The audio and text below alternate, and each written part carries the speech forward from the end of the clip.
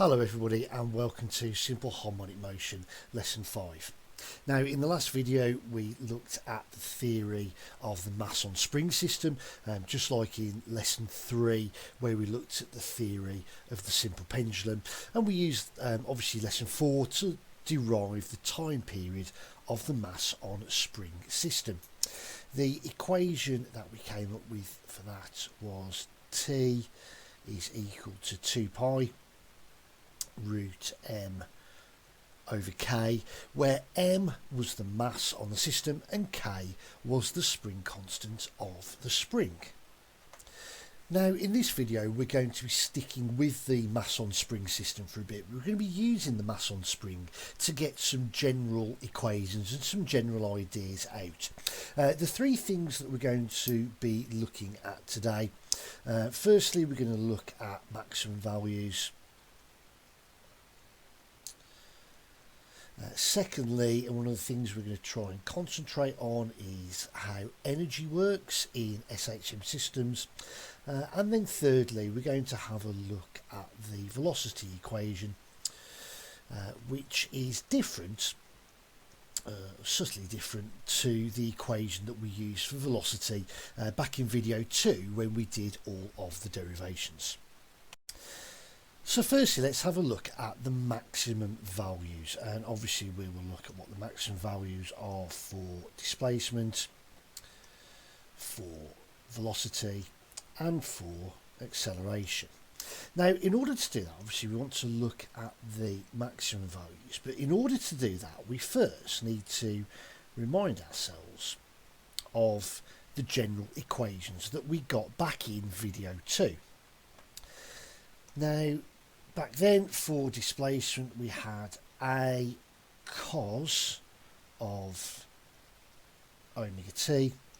For velocity we had minus a omega sine of omega t, and for acceleration we had minus a omega squared cos of omega t. Now of course when it comes to maximum values we need to focus on the cos and the sine terms, because the amplitude is a fixed value. We already know that that's the maximum displacement value because that comes from the definition of amplitude back in video 1.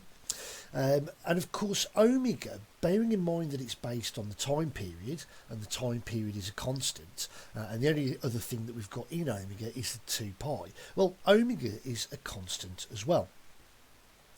What we're left with then is the cos term and the sine term. Now the maximum that a cos term can be is 1, and the maximum that a sine term can be is 1 as well. Obviously we can have minus 1, we're really just looking at the maximum from a magnitude point of view rather than worrying too much about the direction, because with SHM it is a symmetrical oscillation. Whatever the maximum positive is will be exactly the same as the maximum negative, so we'll just for now think about what the magnitude is rather than worrying about the fact that it's going to be the same positive and negative. Now we can see from displacement that if cos omega t has a maximum value of 1, well a times 1 equals a, which is exactly what we've got. For velocity, well we've got a omega sine omega t, and once again the sine term, the maximum that can be is 1, and what we're left with is omega times a. Now of course I've dropped that negative sign because, as I said before, we're only worrying about magnitude rather than direction.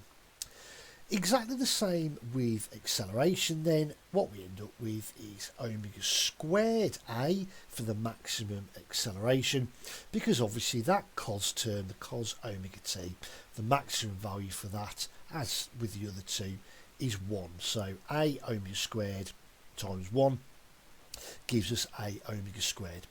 Don't necessarily worry too much about the fact that I've switched the order of the a and the omegas around.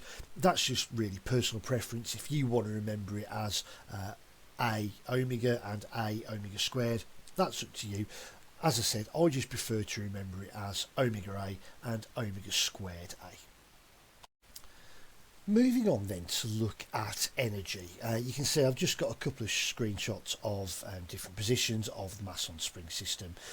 We have the equilibrium position. We've got positive amplitude and we've got negative amplitude. Remembering, of course, that we're defining up as positive and down as negative. Looking at energy then, let's take probably the easiest one to look at first, which is kinetic energy. And all we're really doing here is applying the equation EK is equal to a half mv squared. Now, if we remember going way back to the first video of this series, when we were looking at velocity and remembering how velocity works, if we can remember that, then we can very easily look at how kinetic energy is going to work as well. Firstly, for the equilibrium position, we know that the velocity at equilibrium is the maximum value, whether that be positive or negative in direction. The direction, of course, when it comes to energy doesn't matter because energy is a scalar. And therefore, because we've got maximum velocity, we're also going to have maximum kinetic energy. At the amplitude positions, again going back to our basic definitions, the velocity is zero at both positive A and negative A. Therefore, if velocity is zero, then the kinetic energy must also be zero at those points. For potential energy, what we need to do really is a little bit of a definition. So what I'm going to do is I'm just going to define the equilibrium position. Obviously, as usual with SHM, I will define that as position 0. So because that's the equilibrium position, that is x is equal to 0. Now at this point, for potential energy, because the equilibrium point is position 0, when it comes to a mass on a spring system, we're using the equation a half kx squared. That, of course, that equation comes from year 1 when you were looking at materials and looking at the energy stored in a spring. Now, what we can probably argue at this point is that, yeah, okay, the string is stretched. There is already elastic potential energy stored in the spring at the equilibrium position. But what we're really looking at is how much extra energy is stored when we've got this system oscillating in SHM. So therefore, at that point, we've got a potential energy of 0. When we look at the positive amplitude position, well, when we plug positive A as a displacement into the potential energy equation, we have a half times the spring constant times A squared. When we come over to the negative amplitude position, well, we've got a half k multiplied by minus A squared. But of course, whenever we square a negative number, it just ends up as a positive. So we've still got a potential energy of a half k A squared, exactly the same as when it was at the positive amplitude position. Let's now plot these energy ideas onto a graph. So on the vertical axis we will have energy, and on the horizontal axis we'll have displacement, where we're getting to positive amplitude, we're getting to 0, and where we're getting to negative amplitude. Now once again, from the kinetic energy point of view, we've got a couple of points plotted. We've got zeros at the amplitude positions, and we have that maximum at equilibrium. And the shape of graph that we end up with is an upside down parabola.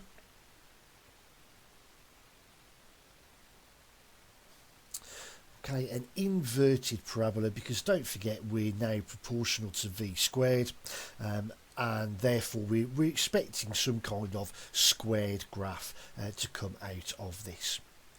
From the potential energy point of view, well, once again we defined 0 at that point, at the equilibrium position, and we define maximum at negative A and maximum at positive A.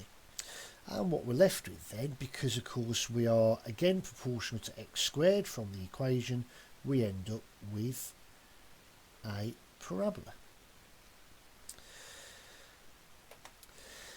Now, of course, the graphs will make, you may be looking and go, well, how do you know that they're going to look exactly like that? Well, we know from the potential energy graph, let me just label those in fact, so blue being potential energy and red being kinetic energy. Well, of course, we know that the total energy must equal the potential energy plus the kinetic energy. And just like with all systems, just like with a lot of systems that we come across, the total energy will remain a constant. And therefore, what we should hopefully see, if I've drawn it correctly, it's not bad, is that the total energy line, that green line, looks exactly like that. It's a straight line. The total energy remains exactly the same no matter where we are in the oscillation, no matter where we are from a displacement point of view. So there then is the energy graph for SHM. As I said, total energy remains the same, potential energy is a parabola, and kinetic energy is therefore an inverted parabola. Now we can start to tie these ideas together. So remember that we said on the last slide that the total energy was the potential energy plus the kinetic energy. So here is just the data that we had a couple of slides ago when we were looking at the different displacement positions, the two amplitude positions and equilibrium. So if I write underneath total energy, well, at the two amplitude positions we can see that the total energy is a half Ka squared plus 0. So the total energy there must be a half Ka squared. Total energy here must be a half Ka squared. Now, of course, because the total energy at the amplitude positions is a half Ka squared, the total energy at equilibrium has also, therefore, got to be a half Ka squared. We can now see that the maximum kinetic energy we can now define also as a half Ka squared. Now, if we try to continue now in getting now more towards more general terms, let's just bring that equation back down here. E total is the potential energy plus the kinetic energy. Now, in general, potential energy in a spring system is a half K x squared. So that will be the potential energy at any displacement point. And the kinetic energy will be a half mv squared. But also from this system we have already defined and got a value for total energy, which is a half Ka squared. The final part of this lesson then is to derive the velocity equation. And you can see that in our equation already here we've got velocity in the kinetic energy bit. So what we need to do now is just to rearrange this in terms of velocity. So firstly we're going to subtract this term from both sides, and we'll just switch the order here to make a half mv squared on the left. So we have a half Ka squared minus a half K x squared. The next thing is that we notice there is a term of a half in all three terms, so we can cancel those out. And what I also want to do at this point is to factorise this spring constant out of the right hand side of the equation. So we're left with mv squared is equal to K brackets a squared minus x squared.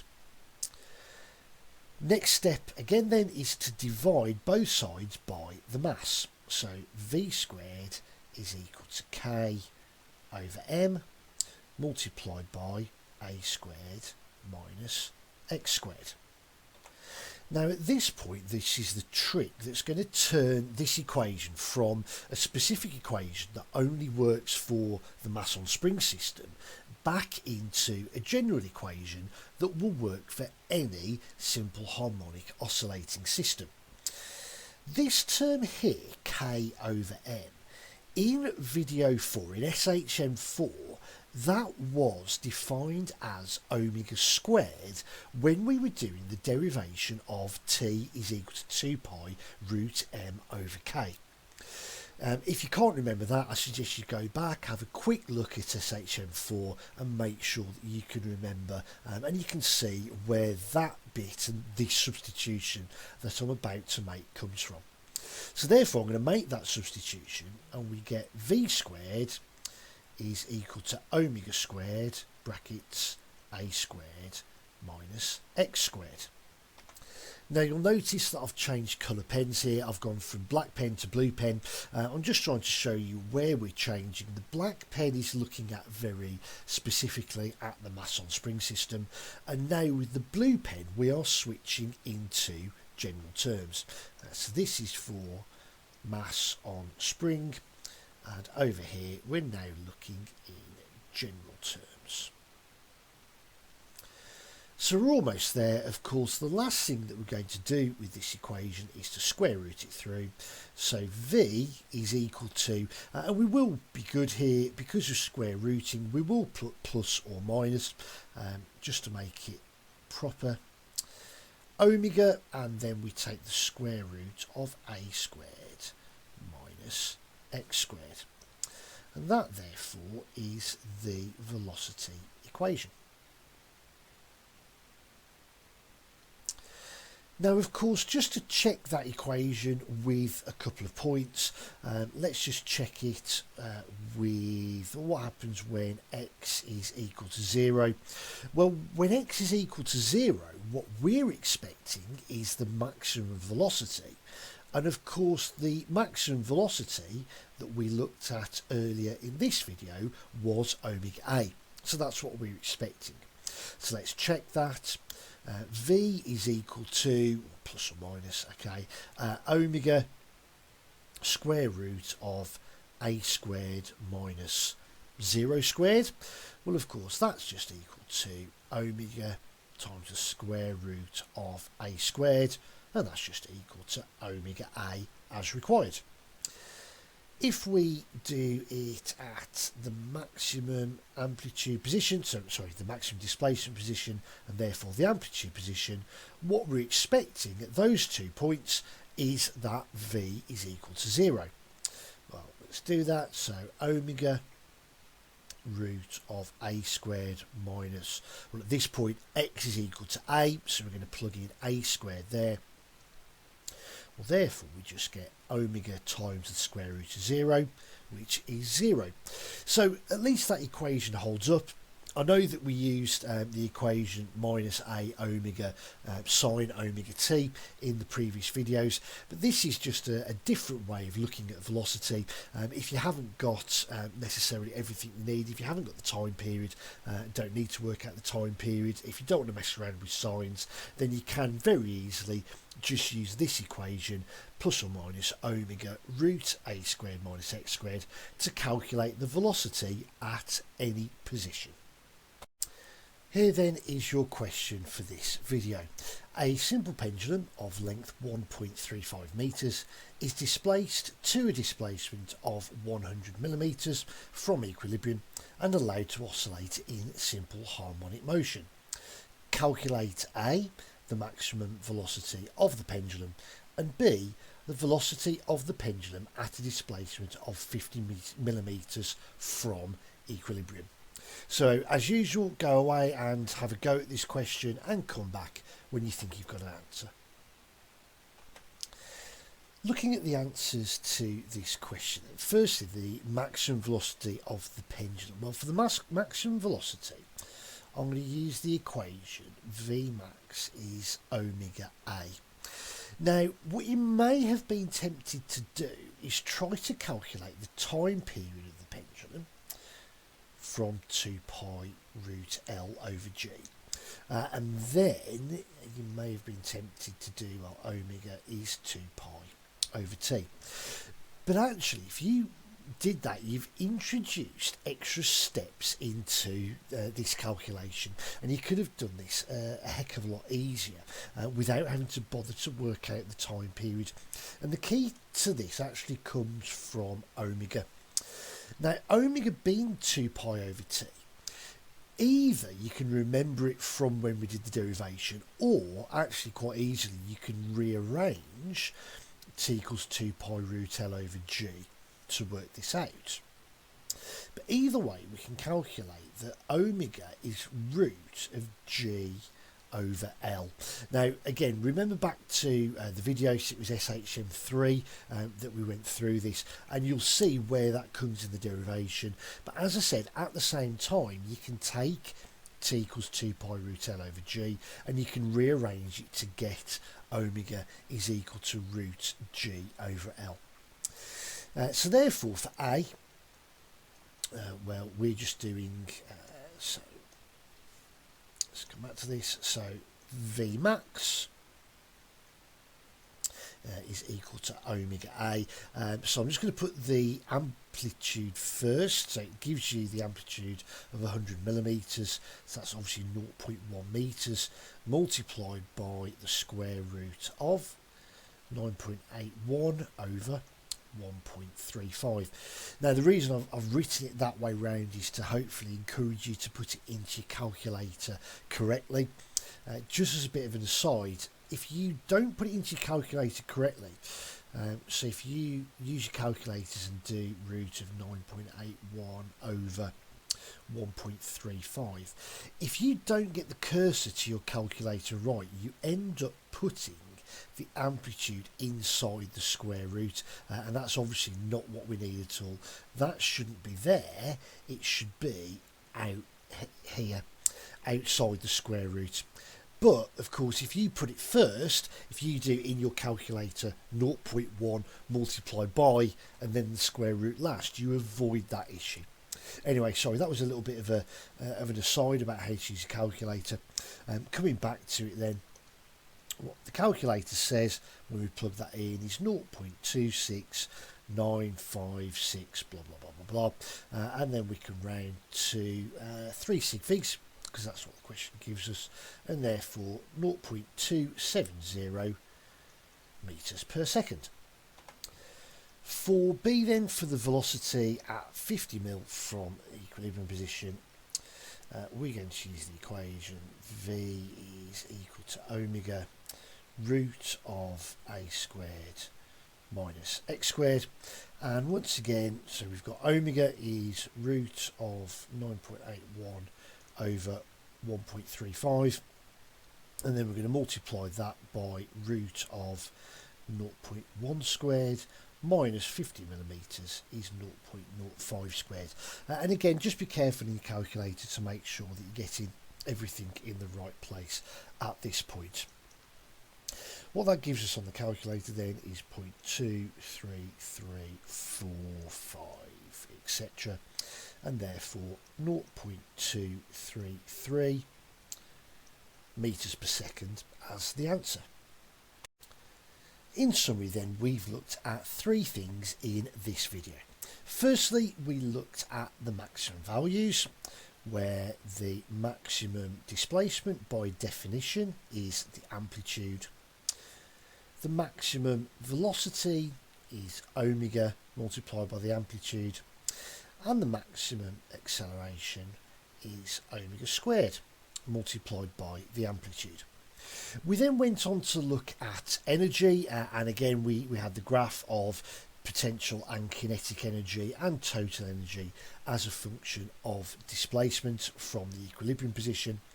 And then finally we looked at the general velocity equation, which was V is equal to plus or minus omega root of a squared minus x squared. So that's it for this video. Thank you as usual for watching, and I'll see you in the next video.